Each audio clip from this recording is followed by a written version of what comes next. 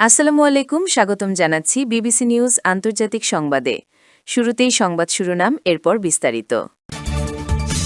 Iran যুক্তরাষ্ট্রের যুদ্ধ বন্ধের সমঝোতা স্মারকে কি থাকছে?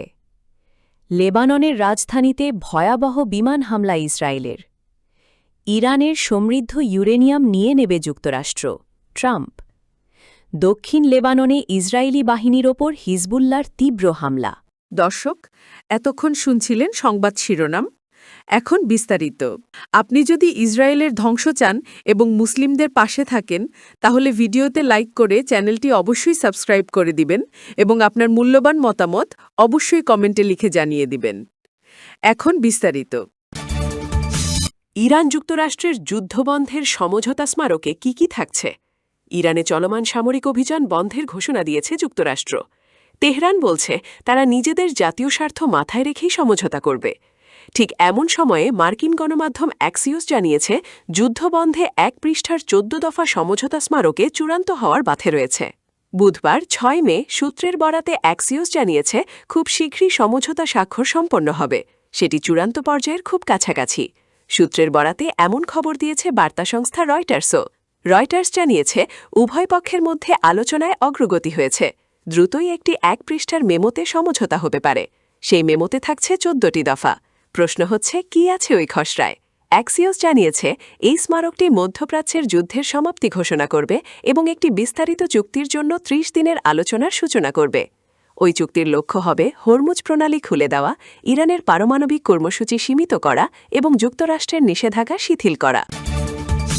লেবাননের রাজধানীতে ভয়াবহ বিমান হামলা ইসরায়েলের। লেবানন ও ইসরায়েলের মধ্যে ঘোষিত অস্ত্রবিরতি এখন কেবল কাগজ কলমেই সীমাবদ্ধ হয়ে পড়েছে বলে মনে করছেন বিশ্লেষকরা।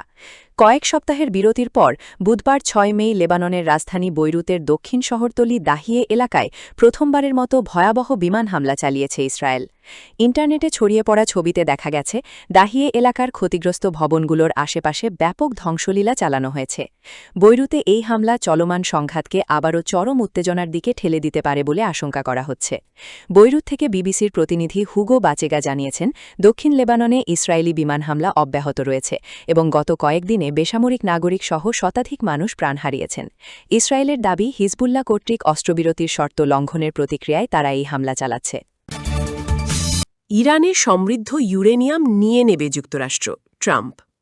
মার্কিন প্রেসিডেন্ট ডোনাল্ড ট্রাম্প অত্যন্ত আত্মবিশ্বাসের সঙ্গে ঘোষণা করেছেন যে যুক্তরাষ্ট্র ইরানের সমস্ত সমৃদ্ধ ইউরেনিয়াম নিজেদের নিয়ন্ত্রণে নিয়ে নেবে। হোয়াইট হাউসের ইস্ট রুমে একটি অনুষ্ঠান শেষে সাংবাদিকদের প্রশ্নের জবাবে তিনি এই মন্তব্য করেন।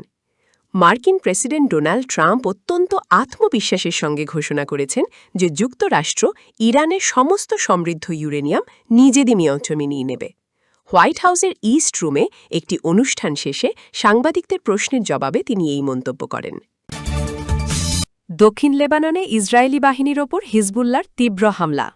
লেবাননের সশস্ত্র গোষ্ঠী হিজবুল্লাহ দক্ষিণ লেবাননে অবস্থানরত ইসরায়েলি বাহিনীর ওপর তাদের অভিযানের মাত্রা ব্যাপক হারে বৃদ্ধি করেছে।